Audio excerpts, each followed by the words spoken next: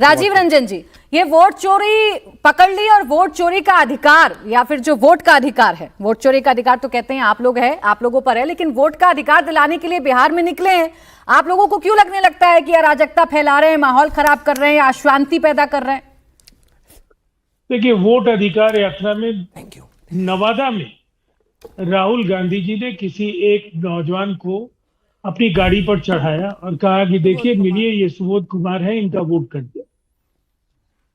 Election commission of India ने fact check कराया और जो निष्कर्ष आए, हैरानी होगी कि ये कौन से लोग क्यों लोकतंत्र पर सवालिया निशान खड़े कर रहे हैं।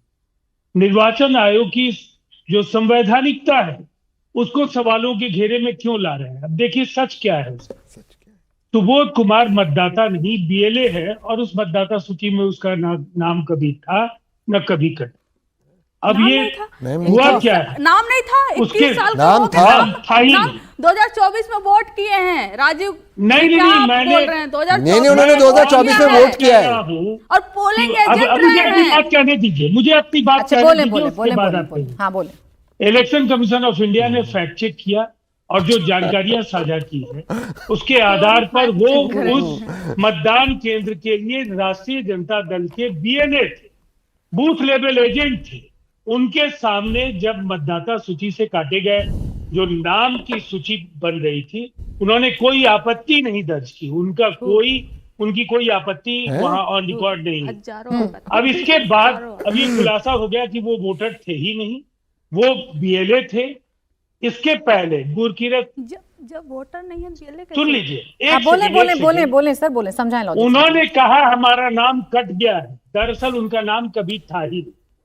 वो बीएलए थे, उस मतदान केंद्र पर वो मतदाता नहीं थे और बीएलए के हैसियत से उन्होंने जो आरोप लगाए उस समय बीएलए के हैसियत से नहीं उन्होंने कहा मैं मतदाता था, मेरा नाम कट गया। और उनके सामने डिलीशन की जो सूची दी जा रही थी, उन्होंने कोई आपत्ति दायर नहीं। लेकिन राजीव जी देख रहे हैं बहुत भीड़ आ रही है यात्रा में और दो लड़कों का जो जोश है वो देख रहे हैं आप, बड़ा हाई है। और वहीं से बहुत बड़ी बड़ी बातें कि बिहारी खैनी में चूना लगाता है, आप इसको चूना नहीं लगा पाएंगे। इसीलिए तो चच्चा जी डरे हुए हैं। चच्चा जी बोल रहे इधर आ जाए। जी बोले राजीव जी। ऐसा अगर आप लोग करेंगे, मेरी आदत नहीं है। बोले फिर अननेसेसरी मुझे आप लोगों को बार-बार सॉरी बोलिए प्लीज बोलिए राजीव प्लीज गरिमा तो रहने दीजिए, बोलिए राजीव जी बोलिए। अब देखिए सवाल क्या है, सीएसडीएस के अब हम लोगों के साथ कई पैनल में उन्होंने अपने विचार साझा किए। मैं कोई कड़ी बात नहीं कहूंगा, लेकिन इतनी बात है कि सीएसडीएस के झूठे आंकड़ों पर संजय कुमार जी की सफाई आ गई। उन्होंने ट्वीट को डिलीट कर दिया महाराष्ट्र से जुड़े वोट चोरी के मामले में। अब महाराष्ट्र पुलिस ने उनके खिलाफ एफआईआर भी दर्ज कर दिया है। इसके पहले नीता देवी की टी शर्ट पहन रहे थे, नीता देवी ने खुद आकर सामने कहा कि ये गलत है, ये ऑनलाइन मैंने फॉर्म भरे थे। अच्छा चले, यानी आपके मुताबिक कोई वोट चोरी हुई ही नहीं, और जब हुई ही नहीं है तो राहुल गांधी कितना भी बोले और तेजस्वी यादव कितना भी बोले, राजीव रंजन जी, तो क्या ही फर्क पड़ता है? कैसे उससे अराजकता फैल जाएगी? या तो आप बोलेंगी या पैनलिस्ट बोलेंगे। अरे नहीं राजीव रंजन जी, आप ही बोल रहे थे और आपको पूरा मौका दे रही थी मैं बोलने के लिए। ऐसा नहीं है, आप टाइम निकाल के देख लीजिएगा कि आप कितना मिनट अनइंटरप्टेड बोले हैं। तो ये शिकायत तो आप नहीं ही कर पाएंगे।